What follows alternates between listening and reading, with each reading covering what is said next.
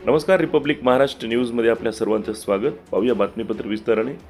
मंजूर कबालखाने तातडीने वाटप करावे यासाठी उपजिल्हाधिकारी कार्यालयासमोर नागरिकांचा ठिय्या. गेल्या अनेक वर्षापासून अहमदपूर सर्वे नंबर 4 मधील शासनाने मंजूर केलेले कबालखाने प्रशासनाच्या हलगर्जीपणामुळे गेल्या 2 महिन्यापासून वाटप करण्यास टाळाटाळ करत असल्याच्या निषेधार्थ येथील सर्व लाभार्थ्यांनी मोर्चा रूपात येऊन उपजिल्हाधिकारी कार्यालयासमोर ठिय्या आंदोलन केले आहे.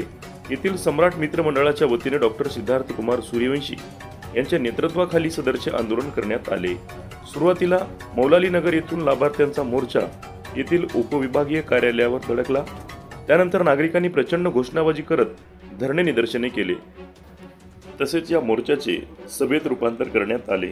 या प्रसंगी माजी नगराध्यक्षा सरस्वतीबाई कांबळे, अण्णाराव सूर्यवंशी, भगवानराव ससाने, दयानंदराव वाघमारे, मुन्नाभाई शेख, रहीमभाई शेख, रेखुभाई शेख, हाजी शेख आदींची समयोचित भाषणे झाली.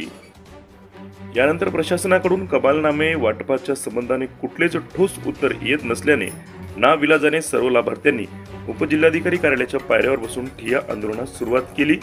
या प्रसंगी शेख शादुल, शेख बशीर, पठाण जावेद, शेख नजमाबी, शेख लाला, शेख फरीद अहमद, पठाण शाहरुख, इरफान पठाण, शेख तोहिद, शेख हकीमबाई, शेख तुराब, युवराज गायकवाड, शेख मालनबी, चंद्रभागा मोरे, शेख छोटीबी, शेख कलीम, वृंदावन शिंदे आदीसह मोठ्या संख्येने नागरिकांची उपस्थिती होती.